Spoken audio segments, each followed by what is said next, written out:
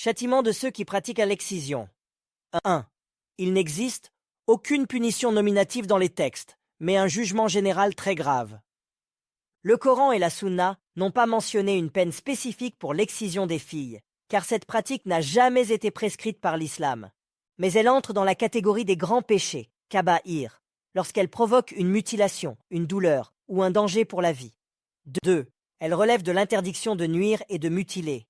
Le prophète a dit « Allah maudit ceux qui mutilent », rapporté par Al-Bukhari dans Al-Adab al-Mufrad et par Ahmad. Et il a dit encore « Il ne faut ni se nuire, ni nuire à autrui ». Une hadith authentique, Ibn Majah, Ahmad. Celui qui coupe, mutile ou blesse une fille sans droit légitime tombe donc dans un acte maudit et interdit par Dieu. 3. Atteinte à l'amana et aux droits d'autrui. Le corps de l'enfant est une amana, dépôt, confié par Allah à ses parents. L'excision constitue une trahison de cette confiance et une atteinte aux droits d'autrui. Allah dit « Quiconque tue une âme sans qu'elle ait tué ou semé la corruption sur terre, c'est comme s'il avait tué toute l'humanité. » Al-Maïda 5.32. Même si l'enfant ne meurt pas, le principe de ne pas causer un mal corporel injustifié est violé. Et le châtiment divin sera inévitable le jour du jugement dernier. 4. Jugement des juristes musulmans, fuqaha, modernes.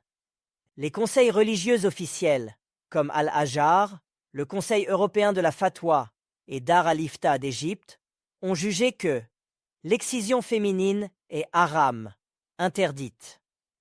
Celui qui la pratique porte un grand péché. Si l'acte cause la mort ou un dommage grave, il doit être puni comme toute mutilation ou homicide involontaire. 5. Résumé du jugement final. Cas statut islamique, conséquences morales et divines. Pratiquer l'excision sans dommage grave, péché majeur, acte haram, colère d'Allah et malédiction. Causer une blessure ou stériliser la fille, péché grave. Plus, sanction légale, punition divine et judiciaire. Causer la mort, homicide involontaire ou diya, dédommagement. En conclusion, celui qui pratique l'excision sur des fillettes commet une injustice, une mutilation et une trahison envers Dieu. S'il ne se repent pas, il s'expose à la colère d'Allah, car il a nui à une âme innocente sans aucune légitimité religieuse. Et ne causez pas la corruption sur la terre après qu'elle a été réformée. Al-Araf 756.